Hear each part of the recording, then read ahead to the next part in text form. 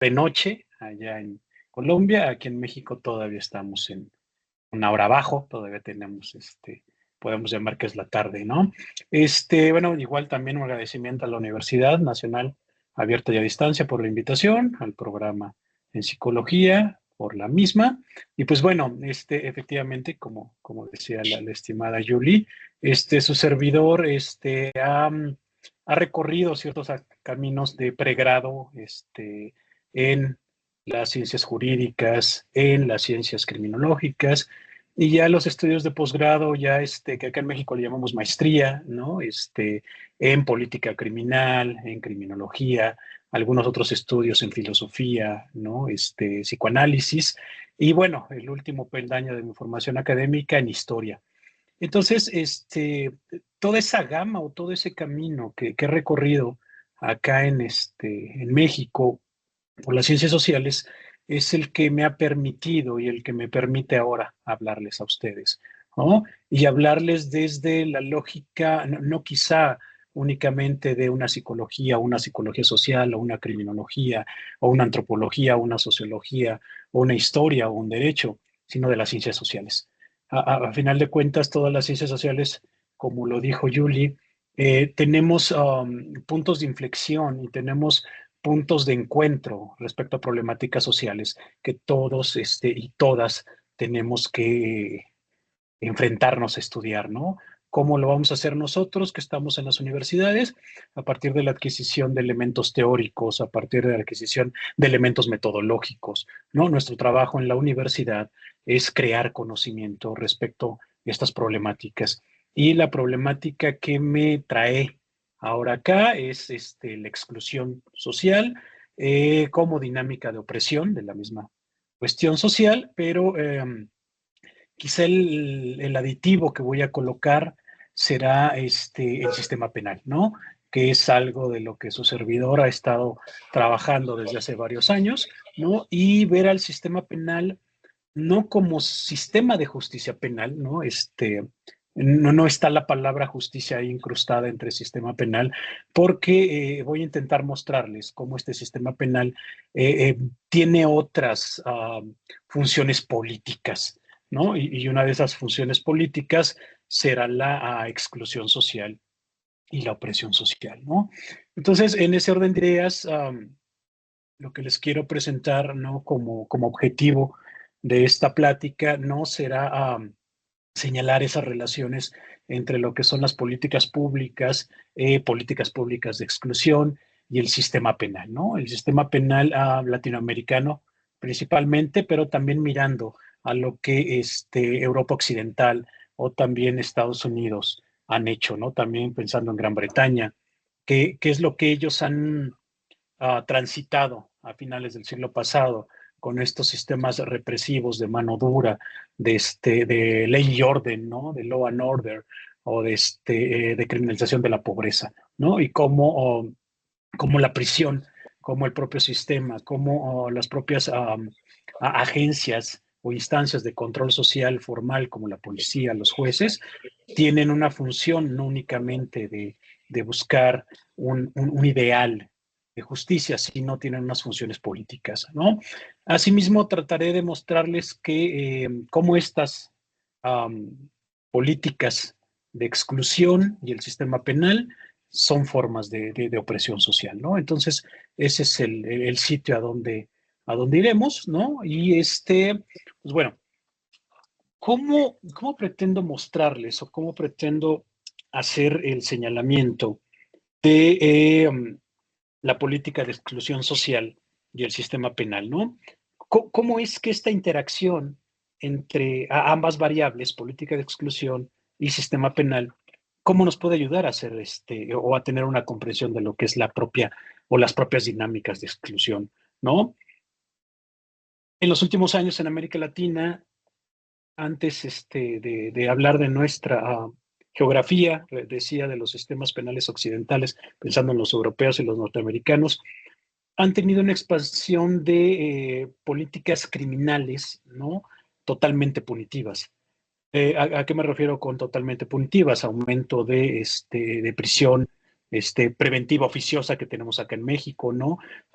Con prisión preventiva oficiosa acá en México nos referimos a que hay personas que antes de ser sentenciadas o antes de ser procesadas ya están en prisión, ¿no? Con esta idea de que no se vayan a evadir de la justicia, ¿no? Entonces, en ciertos delitos, ¿no? Acá en México, a ciertas personas que cometen ciertos actos, ¿no? Que estén calificados como delitos graves, se les decreta prisión preventiva oficiosa y eso implica mayor gente en prisión. Entonces, estas políticas punitivas como estas, como la militarización de la seguridad pública, ¿no? Y esto de la mano también de políticas públicas, nada, nada progresistas, nada de ayuda social, nada de promover la salud, nada de promover la educación, sino todo lo contrario, restar restar del presupuesto público, ¿no? De educación, restar del presupuesto público de salud, restar del presupuesto público de vivienda, restar del presupuesto público de servicios básicos, ¿no? Para aumentar el presupuesto en la milicia, en la marina, en el sistema penal, ¿no? Entonces, eso es algo que en México estamos viviendo actualmente, ¿no? Cómo el Estado social se adelgaza y el Estado penal se crece, ¿no? En esta idea, repito, del Estado penal, pensándolo en más prisiones, más policías, ¿no? Más militarización de la policía, privatización de las cárceles y este tipo de lógicas, ¿no? Entonces, otra cosa que también tiene que ver con la exclusión, aparte de que se adelgaza el Estado social y el Estado penal aumenta, y aparte de lo que digo, de que quitamos dinero para presupuesto de salud, para presupuesto de educación, para presupuesto de vivienda, otra cosa importante es la selectividad del propio sistema penal, ¿no? Y con la selectividad del sistema penal me refiero a cómo hay sectores sociales, ¿no? Que son el objeto, que son el target, que son la mira, que son Perdón, mi profe, perdón, esas. Adelante, yo le doy. perdón, doctor. ¿Alguien tiene el micrófono activado? Por favor, nos colabora. Gracias. Doctor, ya estoy compartiéndole la presentación. Usted me dirá. Gracias. Sí, Julie, gracias. Ya la tenemos acá. Bueno, A la vista, ¿no? Espero que también allá todas y todos que están escuchándome también ya la puedan ver. Me parece que sí, ¿no? Bueno, entonces decía que ok, sí, ya parece que hubo reacciones de que sí. Entonces decía, no es únicamente que el sistema penal se engruece, ¿no? Y que los sistemas o las ayudas sociales o el sistema de salud, el sistema de educación adelgace, sino también hay grupos sociales en específico a los cuales está selectivamente el propio sistema dirigido, ¿no? Minorías raciales, no mujeres, no clases sociales populares y muchas otras cosas que entran en interacción, ¿no? Que entran en interacción, ¿no? Como un sistema penal eminentemente represivo, ¿no? Con esta exclusión de muchos sectores, ¿no? Y los excluimos no únicamente de la educación, no únicamente de la salud, sino los excluimos también de ofertas de trabajo formal, ¿no? Los trabajos cada vez se hacen más precarios, la precariedad laboral respecto a horas de trabajo, respecto a sueldos, respecto a cómo no hay seguridad social para todos, ¿no? Entonces, bueno, eso es lo que pretendo mostrarles en esta hora que tenemos de plática. Y pues bueno, quiero pensar o mostrarles, ¿no? Algunos ejemplos de lo que podemos ver como exclusión social y sus formas, ¿no? Entonces, bueno, decía de la exclusión económica, pensando en el desempleo, la precariedad laboral, la exclusión política, ¿no? Limitar la participación de todas y todos en las decisiones, ¿no? En los presupuestos, ¿no? Y obviamente, ¿no? Esta exclusión, si ustedes quieren, cultural también, ¿no? De ver como una cultura hegemónica y ahora es una cultura ligada a las redes sociales, una cultura ligada a estas ideas de los influencers, una idea, una exclusión a una cultura hegemónica pensada en el consumismo, en la actualidad del individualismo, ¿no? De pensar cómo cada vez más nuestras formas de socializar, ¿no? Nos llevan más, no a la comunidad, sino nos llevan más a crear un individualismo y un alejamiento y a romper quizá o adelgazar los lazos sociales, ¿no? Lazos sociales que en tiempos anteriores, ¿no? En décadas anteriores, ¿no? Quizás hasta en siglos anteriores, eran más sólidos, ¿no? Lazos sociales dentro de los grupos primarios como en la familia, dentro quizá de grupos secundarios sociales como la escuela, ¿no? Como la propia comunidad, como cada vez esas cosas, nuestras formas de vida actuales, cada vez las van mermando, cada vez las van desgastando, ¿no? Entonces, bueno, pero no únicamente tenemos estas formas de exclusión social que tengo aquí en la lámina, ¿no? Sino también decía de la exclusión social educativa, ¿no? De la exclusión social sanitaria, de la educación social respecto al territorio, ¿no?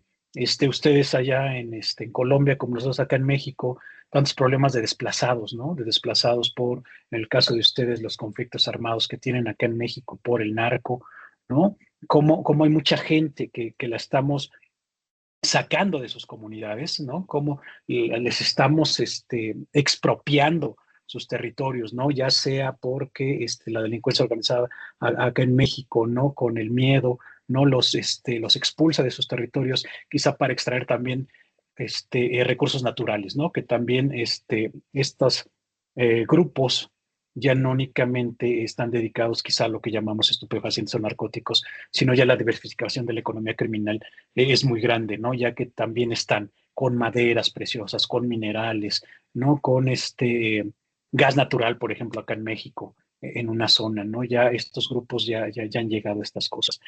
Entonces, bueno, he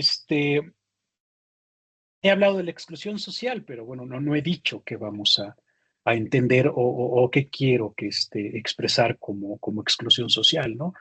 A final de cuentas, como exclusión social, vamos a pensarlo como procesos, ¿no? Como procesos mediante cuáles grupos o individuos son apartados, ¿no? Son apartados de manera sistemática, y si estamos hablando acá de exclusión social y política, esta exclusión social a partir del Estado, ¿no? A partir de políticas públicas, ¿no? De políticas públicas que nos excluyan de la educación, de políticas públicas que nos excluyan de los servicios de salud, de políticas públicas que nos excluyan de la participación democrática, de políticas públicas que nos excluyan, ¿no? De lo simbólico, que nos excluyan de lo económico. Entonces, eso ya se pone un poco más complicado porque desde el propio Estado, desde las propias lógicas de los gobiernos contemporáneos, se está dando o se están dando estas formas de exclusión social, ¿no? Entonces, estos ejemplos de exclusión como los que tenemos en la diapositiva y como los otros que les acabo de nombrar, terminan por tejerse, ¿no? Terminan por entrelazarse, terminan por formar un todo, ¿no? Un todo llamado exclusión que tiene diferentes formas de manifestación. Entonces, si esta exclusión con sus diferentes variantes, ¿no? Entrelazadas, ¿qué nos vienen a provocar? Pues vulnerabilidad en nosotros o en los grupos, ¿no? Entonces, por ejemplo, acá en México, que tenemos una gran población de origen prehispánico, ¿no? Antes de que llegaran los europeos acá a los territorios que llamamos México, había una inmensidad de grupos, ¿no? Originarios en el norte del país, en el centro del país, y en el sureste del país, ¿no? Entonces, los grupos más conocidos, a nivel internacional, pues, son los mexicas, ¿no? O los aztecas, que se les llaman, ¿no? Y también los mayas, ¿no? Pero no únicamente fueron los mexicas o fueron los aztecas, sino también fueron los toltecas, ¿no? Fueron los otomís, fueron los matlacincas, fueron los olmecas, inmensidad de grupos, ¿no? Entonces, hay mucha gente todavía que tiene una descendencia directa, aparte de genética, ¿no? De estos grupos, ¿no? Entonces, también cuando hablamos de cómo ciertos grupos acá de origen indígena, si le queremos llamar, ¿no? En América Latina, cómo son excluidos de lo económico, de la educación, de la política, ¿no? Porque no hablan español, por ejemplo, ¿no? el propio sistema penal, ¿no? Que las normatividades o las propias leyes exige que si hay una persona que no hable español tenga un intérprete, muchas veces en la realidad esto no sucede. Esto no sucede y a veces estas personas están involucradas, ¿no? En un acto que está descrito como delito en las leyes penales acá en México, a veces no tienen eso que la propia Constitución les está otorgando, ¿no? Y entonces son juzgados sin poder defenderse, ¿no? Entonces, este es un ejemplo como ciertas personas están excluidas de, de, de lo que quizá otros grupos no. Entonces, bueno, en la dimensión económica de la exclusión decíamos, pues el desempleo que tenemos, pobreza, precariedad, en la educación la brecha digital, ¿no? Hoy en día nosotros estamos conectados, yo estoy en la ciudad de Toluca, ustedes están en Colombia, pero porque tenemos esa oportunidad de contar con una computadora, decimos acá en México, un computador, quizá dicen ustedes, una laptop, un celular, una tablet, el iPad, los audífonos inalámbricos, una conexión a Internet fija que nos permita conectarnos sin sobresaltos. Pero, ¿qué tanta de la población de nuestros países tienen acceso a esto? Y a final de cuentas, esto es una forma de exclusión educativa, ¿no? Acá en México, cuando fue la pandemia, ¿no? Del COVID, en el 20, ¿no? En la universidad donde su servidor labora, ¿no? Nos enfrentamos a estas problemáticas que muchos de nuestros y nuestras estudiantes no contaban con una conexión de Internet fija, que no contaban con un computador. Y a final de cuentas, el propio gobierno en nuestro país no promovió lugares públicos para conectarse a Internet o no promovió otras estrategias, ¿no? Y entonces, a final de cuentas, eso nos puede hacer pensar una forma de exclusión educativa. Respecto a la exclusión sanitaria, bueno, falta de acceso a servicios públicos, ¿no? En nuestros países, ¿qué tanta gente no tiene acceso a servicios públicos de salud, no a vacunas, ¿no? Hace rato que decía del COVID, ¿no? La cuestión de que no tenemos todos también las formas de tener una participación democrática en las decisiones que se tomen, ¿no? Respecto a la exclusión social en nuestras grandes ciudades, ¿no? Siempre vamos a encontrar zonas dentro de las grandes urbes, zonas, cinturones, ¿no?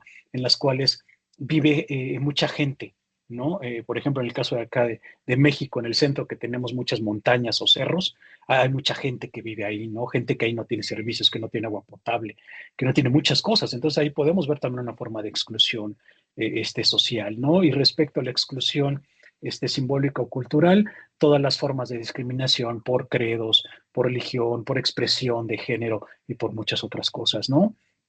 Entonces, repito, cuando vemos que todas estas formas de exclusión social, ¿no? Se entrelazan, ¿no? Y cómo llega el sistema penal y en lugar de convertirse en un ente o en un mecanismo de no de excluir, sino de incluir, pues creo que todo se viene a complejizar, ¿no? Todo se viene a hacer más difíciles o más difícil, ¿no? Entonces, bueno, hay mucha gente que ha trabajado todas estas cosas, ¿no? De esta exclusión, de marginación, ¿no? Del sistema penal como exclusión. Entonces, me voy a permitir mencionar a un sociólogo francés, ¿no? Un sociólogo francés, alumno de otro gran sociólogo francés que fue Pierre Bourdieu, ¿no? Y este señor que les comento se llama Loïc Baca. Loïc Baca tiene un libro bien interesante, ¿no? Que se los voy a recomendar para cuando tengan tiempo de leerlo, aunque este es un libro de sociología, ¿no? Es un libro de sociología, pero nos puede servir bastante bien para ilustrarnos y tener un panorama de lo que estoy hablando, ¿no? Su libro se llama Las cárceles de la miseria, ¿no?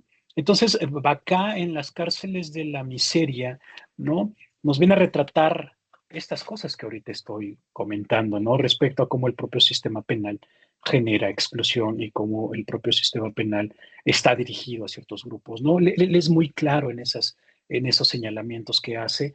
Aparte de Las cárceles de la miseria, tiene algunos otros artículos científicos, algunos papers que les pueden encontrar en la red, ¿no? Que nos hablan de esto, ¿no? De la guetización, o sea, la concentración de cierto tipo de población en las grandes ciudades. Ahorita decía, ¿no? Que los orillamos a vivir en ciertas regiones abandonadas, ¿no? Por ejemplo, fíjense acá en México, en la capital del país, en la Ciudad de México, que es una megalópolis, ¿no? Está inmenso lo que es la Ciudad de México. Hay regiones a las orillas de la capital, ¿no? Donde hay gente que se dedica a, a vivir de recoger desechos, ¿no? Desechos, por ejemplo, de cartón, de PET, de latas, ¿no? Hay gente que se dedica a vivir de eso, pero se ha radicado o ha hecho sus residencias, ¿no? Cerca de rellenos sanitarios donde se tira la basura de la ciudad, y sus casas las construyen de cartón. Y literal les dicen Cartolandia, ¿no? Entonces, con esta Cartolandia, pensemos que sea en las favelas de Brasil, en las villas miseria de Argentina, ¿no? En Colombia también, en sus grandes ciudades, no sé si Medellín, ¿no? También tengan estos lugares donde viven ciertas personas con gran precariedad laboral, precariedad de servicios de salud, precariedad educativa. Entonces, cómo las propias lógicas de gobierno, cómo las propias lógicas del neoliberalismo, ¿no? Que una de las hipótesis de Vaca es esto, cómo el propio neoliberalismo está creando estas cosas, ¿no? De que yo les decía de no hay comunidad, los lazos sociales los rompemos, el individualismo es lo primero, ¿no? Esto lo crea el propio sistema neoliberal, ¿no? Entonces, bueno, Vaca es uno de los principales expositores de esto, ¿no? Las cárceles de la miseria, gueto, ciudad y periferia, que es otro de los trabajos que recuerdo, ¿no? Pero no únicamente podemos hablar de gente que ha creado teorías sobre esto, ¿no? También tenemos instrumentos que miden la exclusión social, ¿no? Entonces, tenemos la red de indicadores multidimensionales de exclusión social, que también es uno de estos estadísticas que podemos utilizar para medir esta exclusión. Tenemos índices de desarrollo humano, ¿no? Tenemos índices de pobreza multidimensional, tenemos indicadores de discriminación y acceso a la justicia.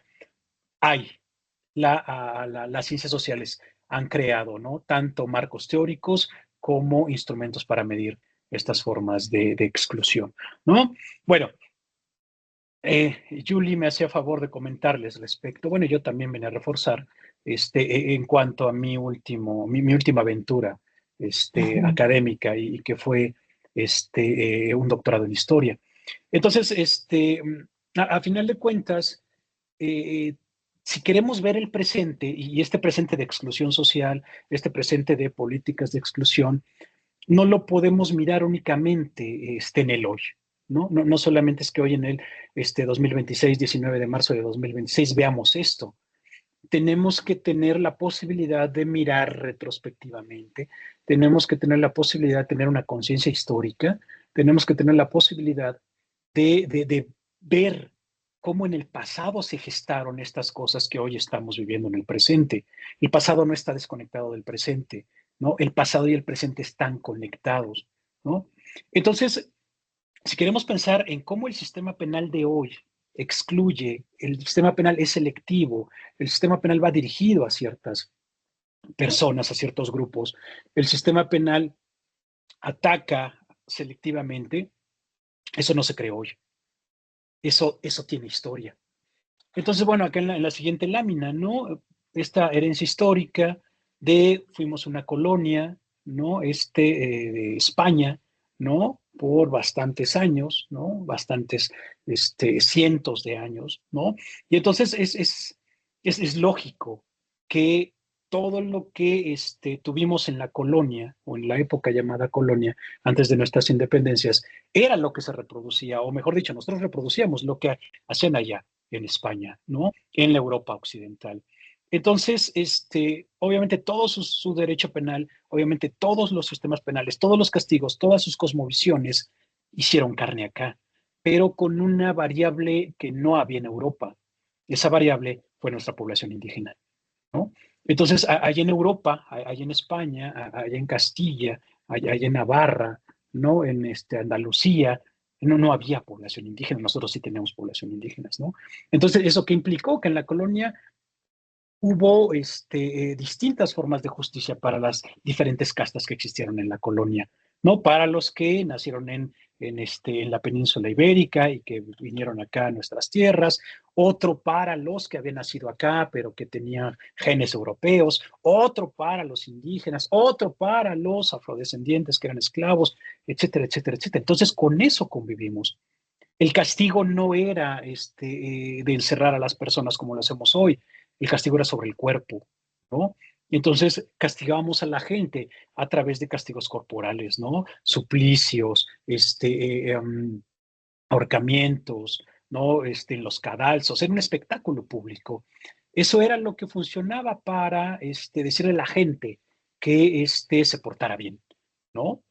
Entonces, esas cosas las tuvimos aquí en nuestras naciones, ¿no? Ustedes allá en Colombia, nosotros acá, ¿no?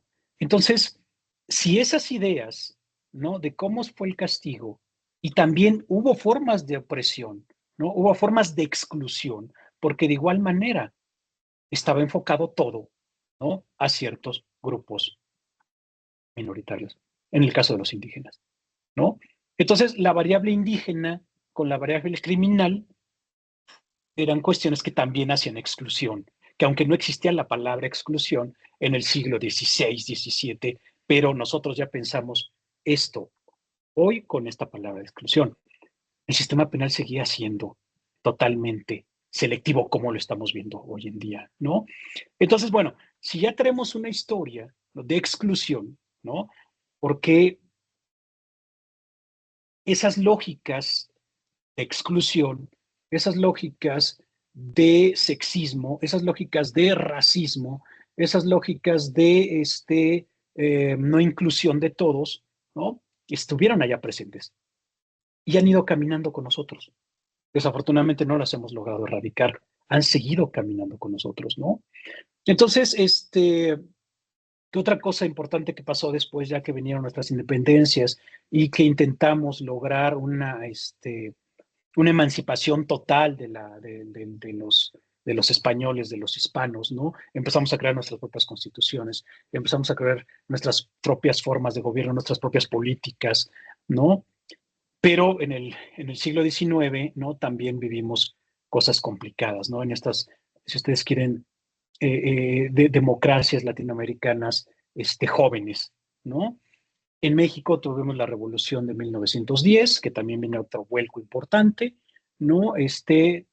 Aparecen una nueva forma de organizarnos acá en México, que fue una constitución de 1917, ¿no? Allá con ustedes también tuvieron que haber sucedido cuestiones de crear nuevas constituciones ya ustedes como propia nación independiente, ¿no? Que también no pudimos desligarnos o no se desligaron tan rápidamente como nos hubiera gustado, y la transición, ¿no? Y después aparecen otras formas de que nos gobernaron, ¿no? Aparecen dictaduras, ¿no? En Sudamérica hubo muchas dictaduras, ¿no? En Brasil, en Chile hubo dictaduras, en Argentina hubo dictaduras, en Brasil hubo dictaduras. Quizá acá en México no tuvimos una dictadura de facto, pero tuvimos un partido político que duró 70 años en el poder. Entonces también lo podemos ver como una dictadura. Y obviamente esas formas de gobierno también traían sus propias políticas, traían sus formas de gobernar, ¿no? Y entonces obviamente que las formas de exclusión fueron moviéndose, ¿no? Para no pensar en evolución o no pensar en otra palabra. Se fueron moviendo, ¿no? Y entonces ya aparece la prisión, ¿no? Como la pena principal, ¿no? En estas críticas de que ya no lastimamos cuerpos porque aparecen derechos humanos y porque aparecen otras cosas, ¿no? Ya tenemos la prisión, pero la prisión sigue siendo selectiva para ciertas personas, ¿no? Y entonces, si les decía ahorita de lo que hemos vivido en el siglo XX, ¿no? En las dictaduras que tuvimos aquí en América Latina, entonces tendríamos que pensar cómo funcionó esto que hoy yo les llamo sistema penal. Y obviamente le funcionó a quien estaba en el poder, ¿no? A quien estaba en la dictadura, a quien estaba, no sé, Pinochet en Chile, ¿no? En México decía del PRI, ¿no? Quien haya estado en Brasil, quien haya estado en Argentina, les sirvió a ellos. Y entonces el sistema penal viene a reforzar nuevamente que sea directo a ciertos grupos. Entonces, nuevamente ahí está la conexión entre la exclusión social y el sistema penal, que repito, que es lo que les quiero mostrar, ¿no? Entonces, si sigue habiendo, ¿no? Estas ideas de que en la dictadura o en las dictaduras todo aquel disidente político era encerrado, ¿no? Entonces estamos hablando de una intolerancia al pensar fuera de la dictadura. Y eso implica una forma de exclusión, ¿no? Si ustedes quieren política. Entonces, si hablamos de que se encierra cierto tipo de gente, ¿no? Que quizá ya no son los indígenas de la colonia, pero ahora seguimos encerrando gente que tiene una línea directa quizá con estas personas, pues entonces, repito, no se ha movido mucho. Y si entonces ahora, ya en nuestros tiempos recientes, de finales del siglo pasado y de nuestro presente, pensamos en el narco, pensamos allá con ustedes en sus conflictos armados que han tenido durante tanto tiempo, cómo el sistema penal, ¿no? Ha sido utilizado también para perseguir a ciertas personas, ¿no? Entonces, bueno, acá en la lámina de las políticas de exclusión y el sistema penal selectivo, que les decía, ¿no? Es para ciertas personas, ¿no? Y acá como ejemplo está jóvenes de ciertos estratos sociales, minorías étnicas, ¿no? Mujeres, que también cada vez las mujeres están más involucradas o están más dentro de las actividades del narcotráfico, y, y las mujeres también ya las estamos encerrando, ¿no? Todas aquellas mujeres que estén en roles de la transgresión de la justicia, de la transgresión de la normalidad, el sistema penal reacciona de manera inmensa, ¿no? De manera tremenda. Entonces, ahora voy rápido a hacer el vuelco, ¿no? A lo que es Europa, ¿no? Europa ya a finales del siglo pasado, ¿no? Porque, repito, también tenemos esas influencias que no las hemos quitado, aunque ya no seamos colonia, ¿no? Seguimos viendo a los europeos, a los norteamericanos como el ejemplo a seguir, ¿no? Pensemos en Bukele, ahí claro está el ejemplo de lo que estoy diciendo, ¿no? Seguimos viendo a ellos, ¿no? Los anglosajones, ¿no? Como los angloparlantes, como los modelos a seguir, ¿no? Bukele es un ejemplo de eso. Bueno, ok. Después de la Segunda Guerra Mundial, el mundo occidental se reconfigura.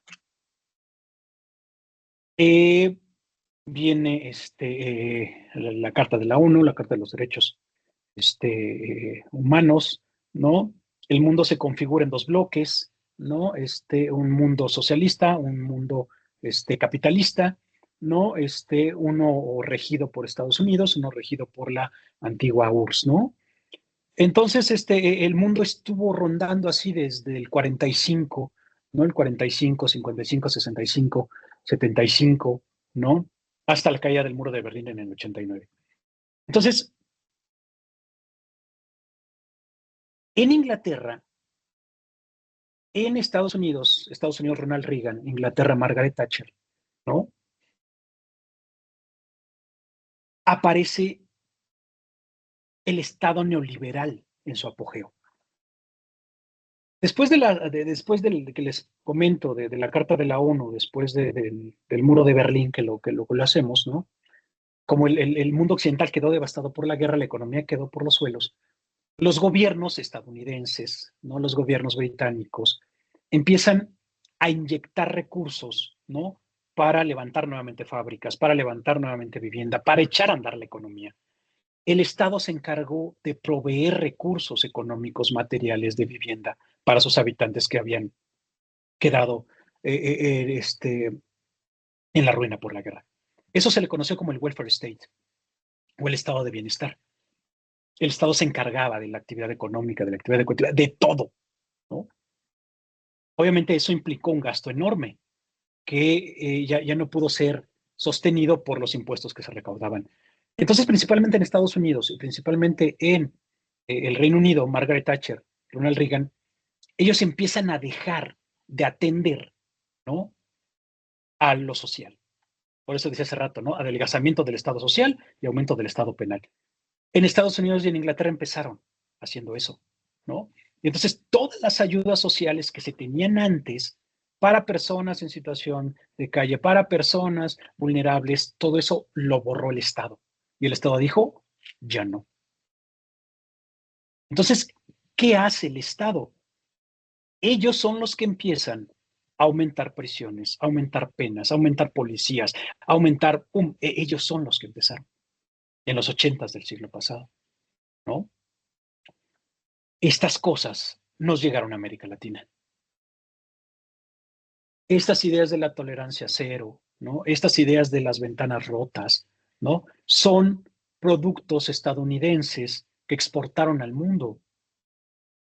Rudolph Giuliani, en la primera década de este siglo, ¿no?, que quitó la delincuencia de Nueva York y logró pacificar Nueva York, pero el costo que Giuliani, mejor dicho, el costo que los ciudadanos de Nueva York pagaron para que el crimen se redujera en Nueva York fue la exclusión social, fue el encarcelamiento masivo de jóvenes, de minorías, fue un saneamiento social y fue una limpieza social, fue higiene social. Eso fue lo que pasó. Entonces, si Estados Unidos nos vendió a América Latina, Argentina compró esto, México compró esto, ¿no? En México, en este siglo se le pagó, el gobierno de la capital del Estado de México le pagó alrededor de 3 a 5 millones de dólares a Rudolph Giuliani para que viniera a acabar con la pobreza, la delincuencia de la Ciudad de México. Obviamente no funcionó, ¿no? Entonces, esto fue exportado a América Latina, ¿no? Fue exportado a América Latina y eso vino a reforzar nuevamente, ¿qué? Cosas añejas que ya traíamos, ¿no? Y entonces, nuevamente, vemos cómo la exclusión social, las políticas de discriminación, las políticas de no inclusión, nuevamente siguen haciendo formas de opresión social, ¿no? Entonces, se van a reproducir las desigualdades estructurales y desigualdades atemporales, ¿no? Porque ya ahorita lo mostré de una manera rápida, ¿no? En la colonia tuvimos estas cosas, en nuestras democracias ya independientes tuvimos esas cosas, ¿no? El siglo pasado tuvimos esas cosas que se fueron acrecentando con las dictaduras en América Latina, ¿no? Ahora con los conflictos armados que tienen ustedes de guerrilla, nosotros en México con el narco, ustedes también en los 80s con el narco, ¿no? El sistema penal está reproduciendo, sigue reproduciendo desigualdades de nuestras naciones.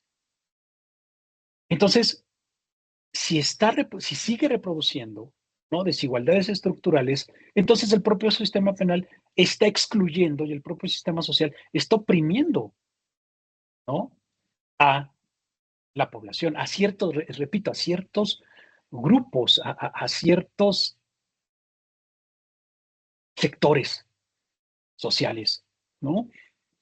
Entonces, la selectividad penal que decíamos, los jóvenes, las minorías, las mujeres, a final de cuentas, el sistema penal va a reproducir desigualdades estructurales, refuerza dinámicas de poder, de control social, ¿no? En esta idea de una pirámide, ¿no?, quien está sosteniendo, ¿no?, todo el peso del sistema, toda la fuerza del sistema, toda la opresión del sistema, ¿no?, son ciertos grupos excluidos socialmente de la educación, de la salud, de la vivienda, del empleo, ¿no? ¿Y quién está en la cúspide? Pues otra vez reproducimos lógicas de antaño desde la colonia, ciertas élites. Y entonces, si pensamos también cuando se ideó de que cárceles privadas, que eso también es algo que nos vendieron, ¿no?, del norte, ¿no? Cárceles privadas. Y obviamente en esas cárceles privadas, pues se va a hacer que las personas internas produzcan, ¿no?, cosas, y obviamente las condiciones de paga hacia ellos, ¿no? Las condiciones para hacer su labor, pues no van a ser nada adecuadas, ¿no? Entonces, criminalización de la pobreza, ¿no? Mano dura, ¿no? Les decía acerca de law and order, esta idea de la ley y el orden, ¿no? Yo creo que también allá en Colombia conocieron un programa, una serie de televisión que así se llama La Ley y el Orden, ¿no? Pero bueno, estas ideas de la ley y el orden no es un programa de televisión. La ley y orden es lo que les comento, son estas políticas, ¿no? De mano dura contra la pobreza, políticas de mano dura contra las personas que no pertenecen a ciertos estratos sociales, ¿no? Es, es esta forma de gobernar a través de la fuerza, ¿no? A través de la fuerza y no a través de la participación, ni a través de la inclusión, ni a través de que todos fuésemos decisores de nuestro presente o de nuestro futuro. No, no, sino todo lo contrario. Entonces, la guerra contra las drogas, por ejemplo, esta es una de las cosas que estoy mencionando, ¿no? Decía de Bukele, ¿no? Bukele y estas cárceles, este, o estos complejos tan, si ustedes quieren, tan hollywoodescos, ¿no? Tan de película, donde nadie se mueve, donde nadie respira, donde todos al unísono, tienen que caminar, de dar pasos, ¿no? Y en estos días, se anunciaba que eh, se buscan reformar la Constitución en El Salvador, o ya lo hicieron para que haya prisiones perpetuas, ¿no? Entonces, en lugar de que la prisión, nos sirva para generar nuevamente, comunidad, todo lo contrario, ¿no? Y esto es un ejemplo nuevamente de la exclusión. Estas personas, ¿no? Que fueron miembros de ciertos grupos sociales, ¿no? Con ciertas formas de expresarse y ciertas actividades quizá al margen de las leyes, son totalmente segregadas, ¿no? Y hasta parece algo más fuerte que la exclusión, la segregación y la contención, ¿no? Entonces están excluidos de todo, nuevamente, educación, salud, trabajo, vivienda. ¿Y qué hacemos con ellos? ¿No? En lugar de tratar de incluirlos para que logren ser parte del trabajo, estas cosas, no. Al contrario, hasta parece que estamos sacándolos como si fueran no personas, sino como si fueran seres extraños, ¿no? Y entonces, nuevamente, estas ideas de que estas personas son extrañas al sistema social no son nuevas, ¿no? Son también de finales del siglo XIX europeo, donde se veía al, al criminal como una normal, ¿no? Entonces, pues así nace la criminología, ¿no? Entonces, exclusión de jóvenes, exclusión de mujeres, exclusión de minorías, ¿no? Alcanzaba a ver que alguien decía en el chat de lo de la privatización de las prisiones. Sí, las cárceles las privatizaron acá en México, ¿no? En el sexenio de Felipe Calderón, ¿no? Del 2006 al 2012, no se privatizaron las cárceles. ¿Qué quiero decir con eso? Que quien se encargaba de la administración de las prisiones era gente privada, no era el Estado, era gente privada. Ellos se encargaban de la administración de la prisión, ¿no? Entonces, si había trabajo en esas cárceles privadas, pues obviamente el dinero que generaban los internos no era para ellos, ¿no? Obviamente era para el dueño de la prisión, ¿no? En Estados Unidos hay muchas cárceles privadas, ¿no? Donde los internos hacen placas, hacen ropa, hacen muchas cosas, ¿no? Entonces, bueno, ante esta situación tan complicada, ¿no? Tan compleja, ¿no? Que decía que todos los que estamos en las ciencias sociales, ¿no? Tenemos que mirarlas, ¿no? Independientemente de si estamos en un pregrado de psicología, de historia, de derecho, de antropología o de las ciencias sociales que estemos, tenemos que darnos cuenta de este tipo de situaciones, ¿no? ¿Por qué? Porque al final de cuentas, nosotros somos parte, ¿no? Somos partes de sociedades donde hay sistemas penales, donde hay gente distinta de nosotros, ¿no? Y donde hay gente que desafortunadamente están en la mira de muchas cosas de estas, ¿no? Entonces, el sistema penal no es nada neutro como debería, ¿no? El sistema penal es un mecanismo de exclusión social, ¿no? Y si es un mecanismo de exclusión social, es un mecanismo de opresión, ¿no? Eran las variables insertas, ¿no? En el título, ¿no? De que esta opresión social, ¿no? Esta exclusión, ¿no? Se manifiesta, o un mecanismo de, de exclusión social, un mecanismo de marginación, de precarización es el propio sistema penal, ¿no? Entonces el sistema penal no es neutro, ¿no? Tendríamos que pensar muy bien cuando escuchamos que nuestras autoridades nos dicen que todo lo hacen en pos de la justicia, ¿no? Bueno, pues tendríamos que pensar estas lógicas de si la justicia es la justicia para las personas o lo que el propio sistema penal cree que es como justicia, ¿no? Entonces, ¿qué podemos hacer para contribuir a una liberación o para contribuir a una transformación o para contribuir a, a un despertar, ¿no? Pues entonces, lo que podríamos hacer es que en lugar de que tengamos, ¿no? Autoridades que nos digan que van a acabar con la criminalidad, con la violencia, a costa de lo que sea, tendremos que ser muy cuidadosos de pensar en ese a costa de lo que sea, porque esa costa de lo que sea implica cárceles, repito, como las de Bukele, ¿no? Implica como acá en México cada vez más la seguridad pública está militarizada, ¿no? Implica como cada vez con ideas como la prisión preventiva oficiosa encarcelamos más personas, ¿no? Y a final de cuentas esto no viene a fortalecer los lazos comunitarios o fortalecernos a nosotros como comunidades. Todo lo contrario, viene a rompernos como sociedades. Entonces, ustedes allá, nosotros acá, tendremos que, ¿no? Trabajar juntos como, como comunidad, ¿no? Esa sería una de las formas para empezar a hacer políticas inclusivas, ¿no? ¿Cómo transformar, que viene la pregunta final, cómo transformar el sistema penal para que realmente sea una herramienta de justicia social, cambiando nuestro sistema penal que no sea totalmente represivo, totalmente selectivo y totalmente punitivo? El sistema penal tiene que dejar de ser punitivo porque eso no funciona. Las cárceles de Bukele no funcionan, ¿no? Como no funcionó la pena de muerte, como no funcionó que acabar con el problema que tenemos en Latinoamérica de las drogas, con la guerra contra las drogas. Eso no ha funcionado.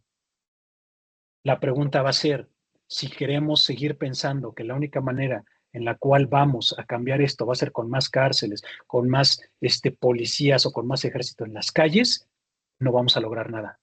Tenemos años haciéndolo y no ha cambiado nada. Cada vez, desafortunadamente, vemos más lógicas de exclusión, más lógicas de opresión social y más gente, ¿no? Que vive en, en sus castillos de cristal cuando nosotros no estamos viviendo eso, ¿no? Entonces, querida Julie, agradezco mucho. Creo que estoy en tiempo para no pasarme de la hora que habíamos comentado. Y entonces, pues bueno, estoy abierto a los comentarios. Muy bien, interesante esa revisión histórica, política que acabaste de hacer, doctor. Me gustaría que, bueno, te voy a compartir varias cositas que aparecieron en el chat. Una de esas es, bueno, por acá cuando estabas hablando pues del sistema penal, la estudiante dice, Luz Ángela, opresión que seguirá siendo profundizada a partir del uso de la IA en el sistema penal. ¿Qué piensas tú de eso? Sí, o sea, otro movimiento, ¿no? Otro movimiento que si ahora pensamos de que la inteligencia artificial o de que los algoritmos o de que algo no humano juzgue, persiga, integre investigaciones, todo se va a complicar más, por supuesto, ¿no?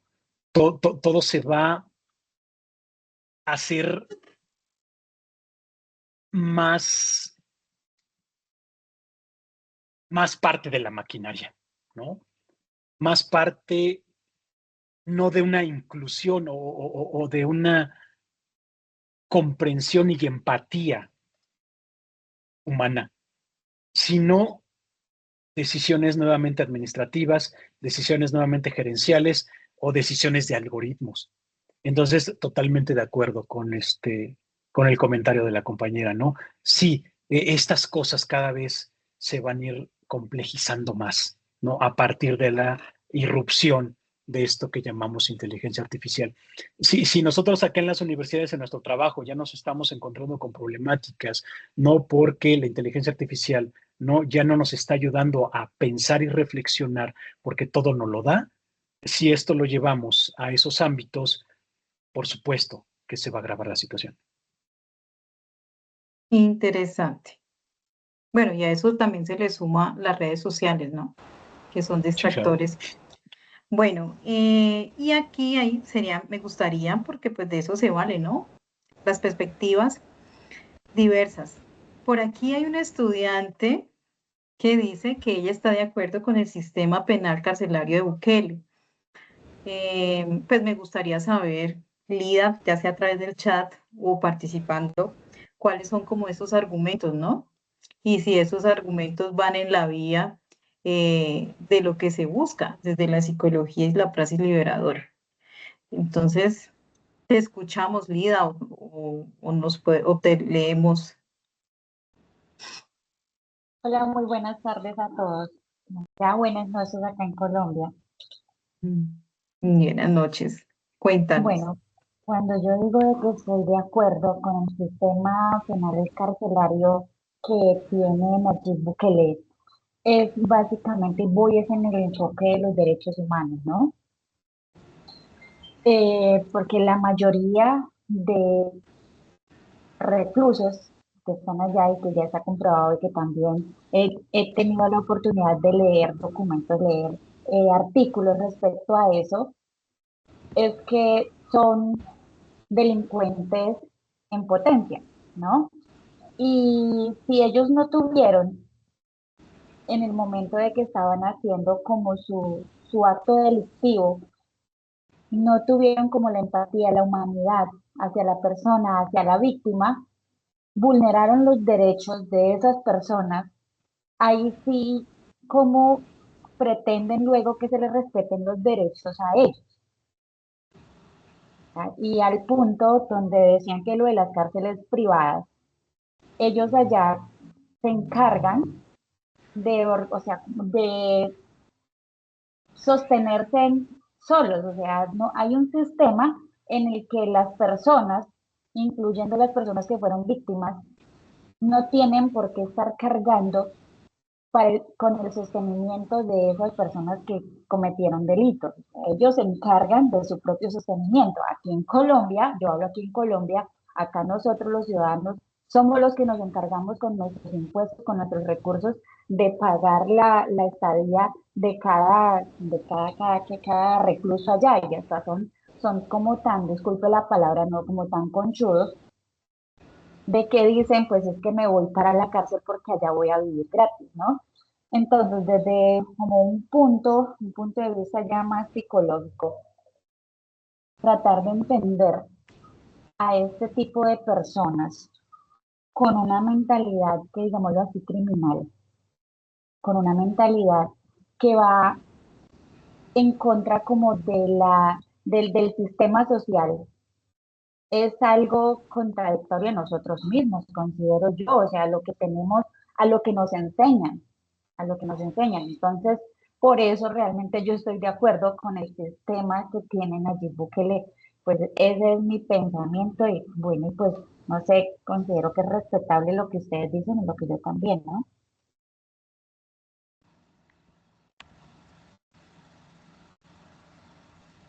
Mi profe, ¿tienes algo que decir? Sí, sí, sí, totalmente de acuerdo con la compañera. Aquí no venimos a imponer maneras de pensar, ¿no? Aquí venimos a respetar nuestros diferentes puntos de vista. Sin embargo, eso es lo que estamos poniendo en duda, que pensemos que hay gente que nace criminal.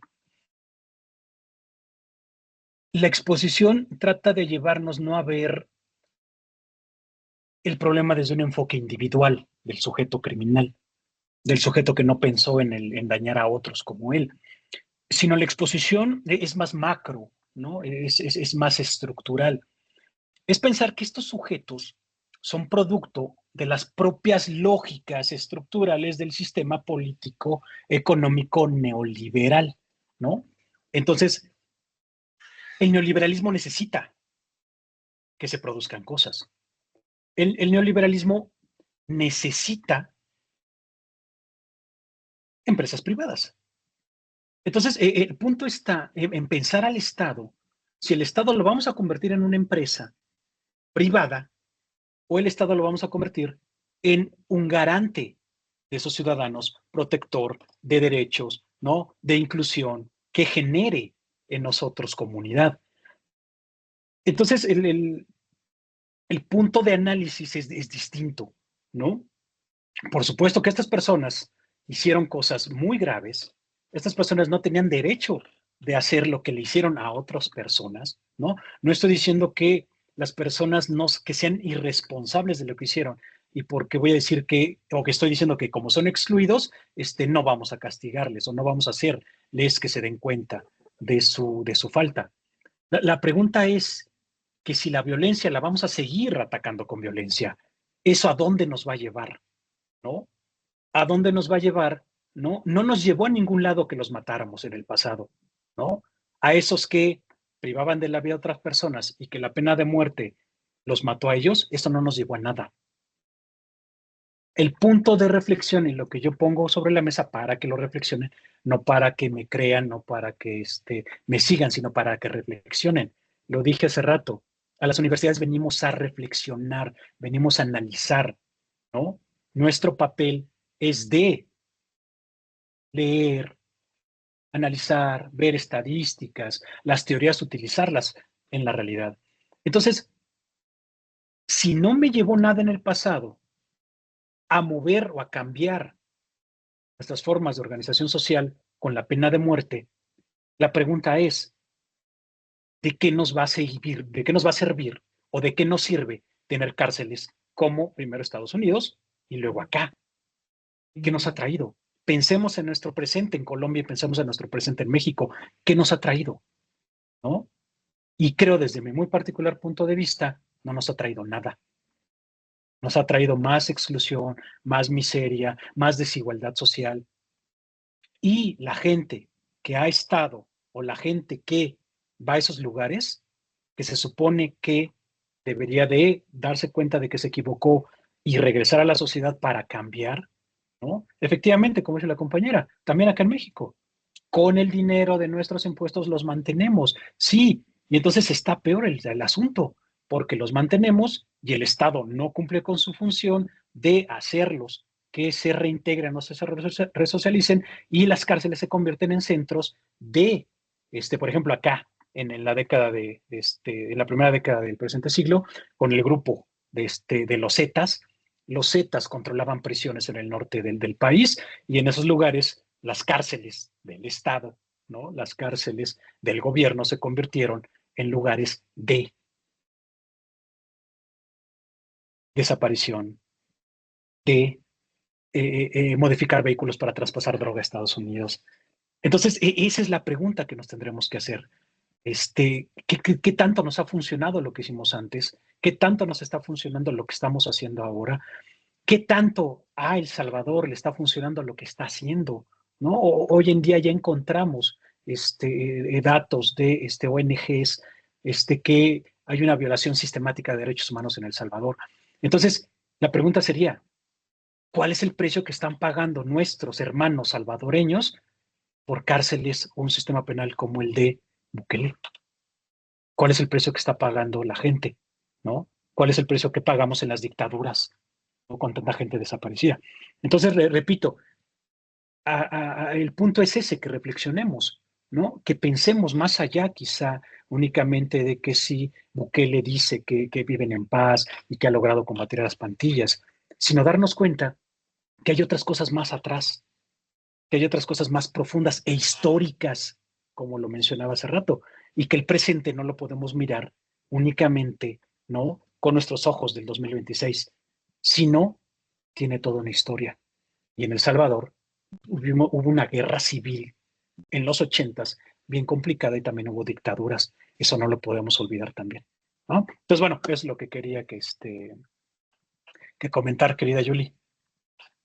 Muchas gracias, doctor. Bueno, entonces vamos a, bueno, aquí en el chat dicen que dentro de lo que indica el sistema penal sobre la exclusión social, ¿qué se puede hacer desde, bueno, en tu caso, pues, bueno, aquí hacen la pregunta desde la psicología, desde el forense o jurídico? Sí, ¿qué tenemos que hacer? Antes de pensar en las ciencias sociales o antes de pensar en sí, los psicólogos clínicos, los psicólogos sociales, los criminólogos, las criminólogas, los abogados, las abogadas, creo que tenemos que tener una participación política activa como ciudadanos, ¿no? Eso es lo primero que tendremos que hacer. Ser más críticos de nuestros gobiernos, ¿no? Pero con crítica no me refiero solamente a decir que están mal, ¿no? Sino participar en los foros, hacernos escuchar, ¿no? Y también como alcanzaba de ver en algunos de los pop-ups que aparecían del chat, ¿no? Intentar desde nuestro lugar de población civil, desde nuestro lugar como universidades, ¿no?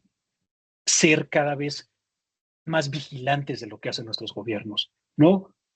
Convertirnos las universidades en observatorios de derechos humanos, no participar con organismos que ya estén de derechos humanos, ¿no? Acá en México, el caso de las madres buscadoras que andan buscando a sus personas, a seres queridos desaparecidos, ¿no? Las universidades, participar en la medida de nuestras posibilidades con ellas, apoyarlos. Lo primero que tenemos que hacer antes de pensar si como psicólogos, como psicólogas, como abogados, abogadas, pensémonos como ciudadanos y como ciudadanas que tenemos una responsabilidad con nuestro presente, con nuestras naciones, con nosotros y con quien viene atrás de nosotros. Porque al final de cuentas, ¿no? Atrás vienen ustedes, ¿no? Yo en el grupo etario que me encuentro, ¿no? Probablemente les doblo la edad, ¿no? Pero el día que yo ya me vaya de este mundo, siguen ustedes. Ustedes en Colombia, acá en México, en El Salvador, en Brasil, en Argentina, en Chile, en Perú, en Bolivia, en Panamá, en Guatemala, se quedan ustedes. Entonces, si ustedes, como ahora jóvenes que están en los 20 años, 21, 22, 23, empiezan a ver diferente, empiezan a verse como comunidad, empiezan a esos lazos que nos rompieron en el pasado, volver a hacer esos lazos solidarios y vernos como uno, ¿no? Ahí es cuando podemos empezar a hacer cosas distintas, ¿no? Tenemos que convertirnos en activistas políticos. Y con activistas políticos no me refiero a ir a lanzar algún tipo de explosivo o a pintar edificios históricos, no. Tenemos que desde nuestro lugar, ¿no? Exigir que las cosas no se hagan. Al momento de emitir nuestros votos, que nuestro voto sea razonado y no nos convirtamos en consumidores de plataformas o ideologías políticas. Yo creo que con esas pequeñas cosas o con esos pequeños cambios que hagamos cada uno y cada una de nosotros desde nuestros lugares, ¿no? Como ciudadanas y como ciudadanos, después lo vamos a hacer como licenciados, licenciadas, ¿no? Como maestrías, como doctorados, ¿no? Así vamos a poder hacer un cambio, ¿no? Tenemos que, así como dije hace ratito, que nuestra compañera nos compartía que ella tiene otra visión. Yo les decía, aquí venimos a respetar nuestras diferencias. Si respetamos nuestras diferencias, si respetamos que vemos el mundo de manera distinta y ese respeto nos ayuda a unirnos, ¿no? Como estudiantes de pregrado, como estudiantes de una universidad, como habitantes de un departamento, ustedes o nosotros acá, como una entidad federativa de un país, y nos vemos como hermanos latinoamericanos, que eso somos, no únicamente porque compartimos la misma lengua, compartimos muchísimas cosas ustedes y nosotros, demasiadas. Entonces, si nos empezamos a ver así, Si empezamos a hacer esos pequeños cambios, los cambios no son instantáneos, ¿no? Pero alguien tiene que empezar, ¿no? Alguien tiene que empezar a hacer esos cambios, ¿no? Entonces, si nosotros empezamos a movernos del lugar, si el día de mañana que ya tengamos nuestros pregrados, ¿no? Y ya estemos en la práctica profesional, nuestra actividad profesional tiene otros tintes que no están ligados a estas ideas del egoísmo, del individualismo, sino nos vemos como comunidad, yo creo que así podemos hacer cambios, ¿no?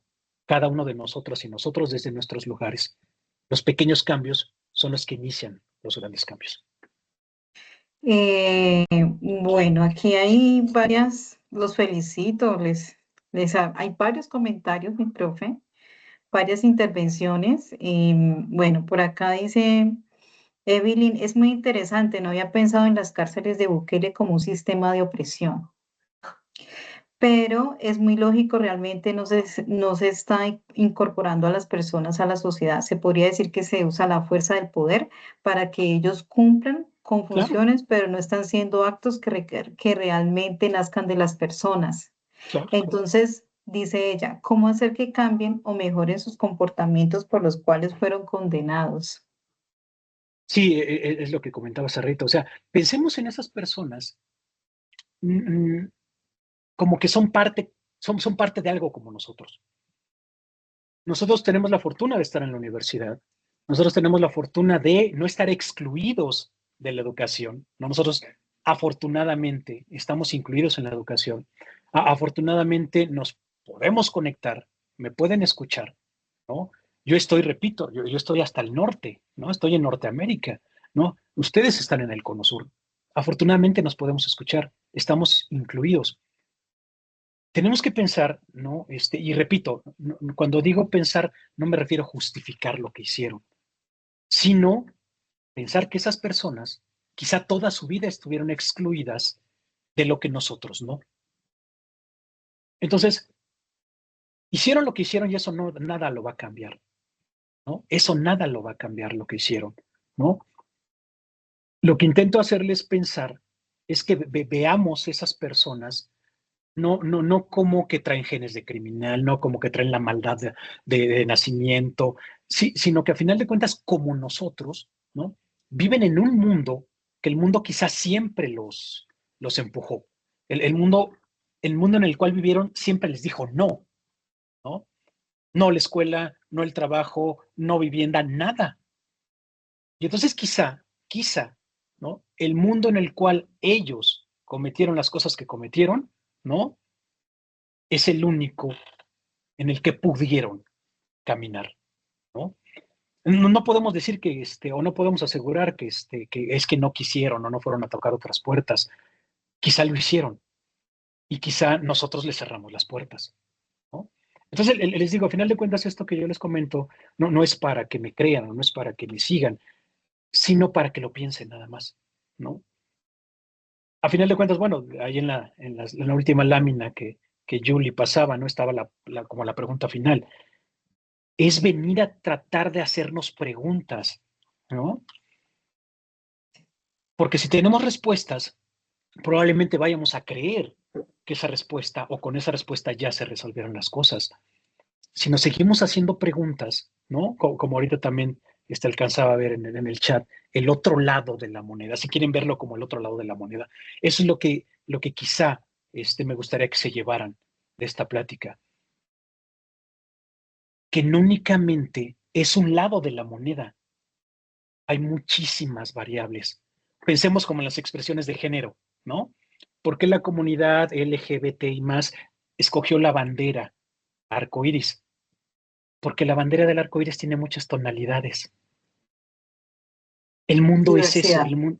el mundo, exactamente, el mundo tiene muchas tonalidades, el mundo es diverso. Entonces, si nosotros pensamos en toda la diversidad de cosas que hay, ¿no? Que el mundo es tan distinto, ¿no?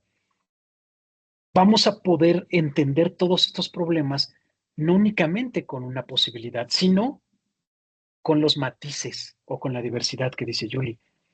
Ese es el punto. Por eso les decía, ¿no? La historia. O sea, no puedo ver yo el presente sin ver el pasado. Y el pasado de El Salvador fue una guerra civil en los 80s, fueron dictaduras, ¿no? Piensen en su pasado de ustedes, el pasado de México con 70 años de un gobierno, ¿no? Piensen en su pasado de los 80s de Pablo Escobar. Acá en México, un día se llama El Chapo, otro día se llama el del Cártel Jalisco Nueva Generación, el Mencho, otro día se va a llamar el Mayo, otro día se va a llamar el Z40. ¿Qué quiero decir con esto? Que los nombres van a cambiar, pero el problema sigue y los muertos siguen y la gente que obtiene beneficios de los muertos, de los que se envenenan por la adicción, ¿no? Seguimos ahí. Entonces, eso es lo que quiero que se lleven a pensar.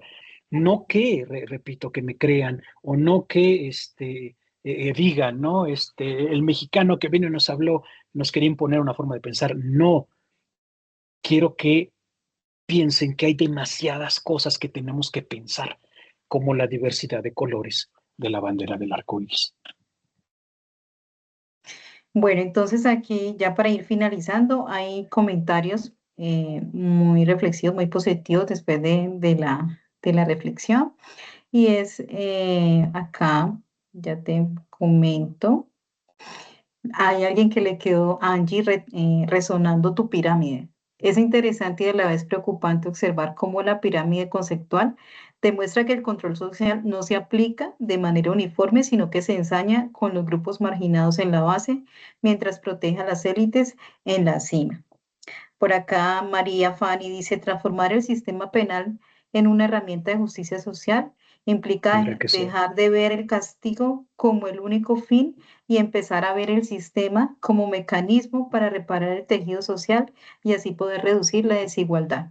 Totalmente de acuerdo. Bueno, acá dice otro compañero, una postura totalmente de acuerdo con la compañera, toda acción tiene una reacción, en este caso una repercusión por sus atrocidades y falta de humanidad. Entonces tenemos la postura que ahorita está, de que apoya a la compañera. Aquí dice los derechos, Chania dice, los derechos son inalienables y el Estado es el garante de los derechos de los ciudadanos, incluyendo a los criminales. Estos siguen siendo sujetos de derechos. Interesante observación, muy bien. Jacqueline dice, la importancia de revisar los vacíos legales para no seguir vulnerando derechos y más en cuanto en tantas situaciones o historias con diferentes versiones, las cuales generan que paguen condenas sin razón solo porque la ley no está preparada para dar una respuesta eficiente y productiva. Luz dice, el Estado no puede volverse en el vengador. Precisamente esa es la reflexión en torno al conversatorio. Interesante. Mauricio dice, para transformar el sistema penal en una herramienta de justicia social es necesario dejar de verlo solo como un mecanismo de castigo y empezar a enfocarlo en la prevención y la reintegración. Esto implica atender a las causas del delito como la desigualdad y la falta de oportunidades, especialmente en Colombia. Además, es clave promover la justicia restaurativa, donde se repare el daño y se reconstruya los vínculos sociales, permitiendo que las personas puedan rehacer su proyecto de vida. Así es lo ideal, es evolucionar hacia un enfoque, Angie dice, así es lo ideal, es evolucionar hacia un enfoque restaurativo y equitativo que garantice los derechos de todos los ciudadanos, independientemente de su posición socioeconómica, rompiendo así los ciclos históricos de opresión y de exclusión. Jacqueline, la cárcel por lo general no son centros que en verdad sean espacios de cambio de conducta. Por el contrario, suelen aumentar estas conductas delictivas. Karen dice, no se trata solo de analizar la conducta de manera aislada, sino de entender a las personas dentro de su contexto. En muchos casos, quienes llegan al sistema penal han vivido situaciones de exclusión, violencia o falta de oportunidades que terminen influyendo en sus decisiones. Esto no significa justificar lo que hacen, pero sí reconocer que hay una historia detrás que no puede ignorarse si realmente se quiere generar un cambio.